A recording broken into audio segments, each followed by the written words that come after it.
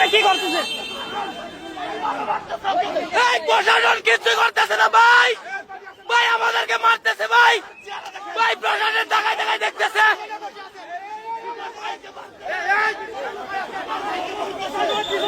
যদি ভালো চালাইতে চাও তাহলে পার্শ্ববর্তী বর্ডার রাষ্ট্রের সঙ্গে সম্পর্ক ভালো রাখতে হবে, কূটনীতি বুঝতে হবে। তোমরা তো কূটনীতি বুঝো না, শুধুমাত্র স্বজন প্রীতি বুঝো।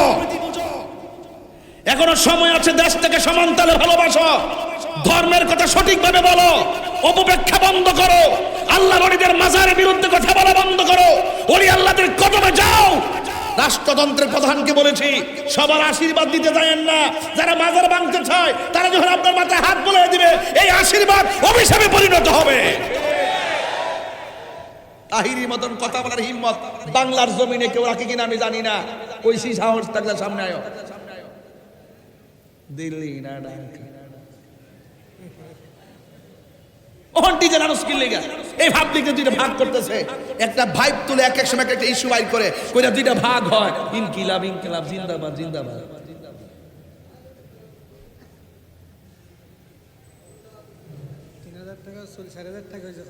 খবর নাই আমাদেরকে মাইনাস বলে রাইখা এই দেশের 65% তরিকাপন্থীদেরকে ব্যবহার করে শেষ পর্যন্ত আমাদেরকে অবমূল্যায়ন করা হয়। এগুলো আপনারা বুঝেন না, সময় মতো আপনারা বুঝতে চান না, কোনো না কোনো ভাবে আপনারা ভাগ হয়ে যান। এই ভাগাভাগি চলবে না, ঐক্যবদ্ধ হন, আমাদের কাছে আসতে তারা বাধ্য হবে। আমরা কাউটা খাই না, আমরা ঘাম ঝরিয়ে খাই, আমরা খেটে খাই। ন্যায় বিচার আছে দেশে, আছে কিছু কইলে কোন আমরা রাজনীতির আলাপ করি। গত পরশুদিন গেছে এক জায়গায়, আপনার কি কষ্ট হচ্ছে?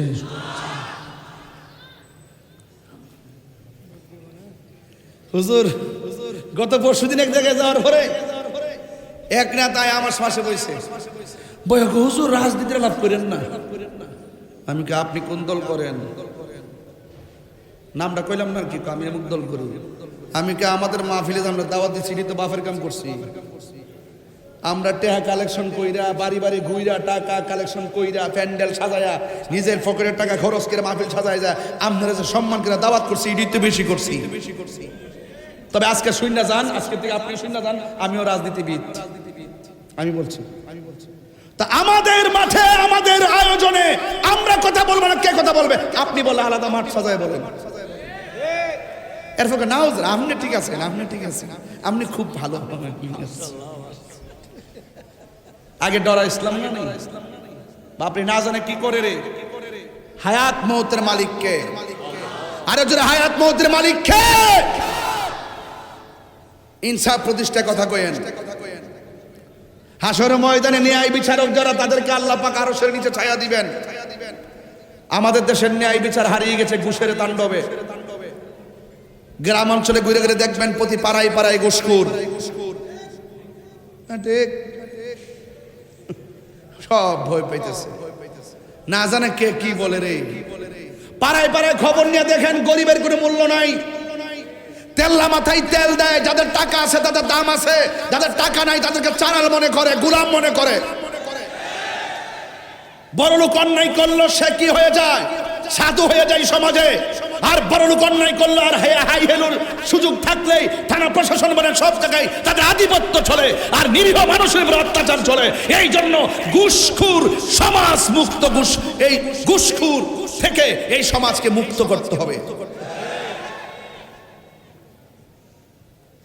আর রাশি ওয়াল মুরতাশি কিলাহুমা ফিন্নার, যে ঘুষ খাইব যে ঘুষ দিবে দুটোটাই সমান অপরাধী। কথা বলেন ঠিক কিনা? সমান অপরাধী। থাকবেন দাঁড়িয়ে গিয়ে হঠাৎ করে যদি আপনি থমকে যান তাইলে শেষ। যদি হিম্মত নিয়ে দাঁড়িয়ে যান তবে বাংলাদেশ। এই দেশের সিস্টেম আমাদের জানতে হবে। এই দেশে শক্তের ভক্ত নরমের জম। আপনি যদি নরম হয়ে থাকবেন, আপনার ভদ্রতাকে দুর্বলতা মনে করে, আপনাকে রুখে দাঁড়াতে হবে। সত্যের সন্ধানে আপনাকে ঐক্যবদ্ধভাবে মাঠে থাকতে হবে। হাত তুলে বলো ঠিক কি না বলো। সবাইকে থাকতে হবে ইনশাআল্লাহ। আর ভাগাভাগির সময় নেই। আমি বলেছিলাম দেশে নেই বিচার নাই। হ্যাঁ, বিচার তাদের জন্যই মনে করে যাদের কাছে কি আছে, তেল আছে। তেললা মাথায় তেল দেওয়ার তৈলের জগৎ চলছে। কৌশল করে এক বিন্দু দিলে যেই কাজ হয়, বিনা কৌশলে কলস কলস ঢাললো সেই কাজ হয় না। আপনি যখন দাঁড়ায় বলবেন যে আপনি খুব ভালো নেতা, তখন তিনি বানায় যে তারে ফাতি নেতা। কথা বলেন ঠিক কিনা? এখন আর বড় আওয়াজ নাই, সব ঠান্ডা, সব ঠান্ডা। আজকে 3টা দিন ধরে অকটেন খুঁজতে খুঁজতে শেষ, পেট্রোল খুঁজতে খুঁজতে শেষ। 100 টাকার পেট্রোল 300 টাকাতে নিলাম 3 কেজি আর 3 লিটার। 120 টাকার পেট্রোল নিলাম ওই দিন 320 টাকা দিয়া। পাওয়া যাচ্ছে না, কোনো আওয়াজ নাই, পেট্রোলের অভাব নেই। নাটক কম করো প্রিয়, ভালো হয়ে যাও মাসুদ।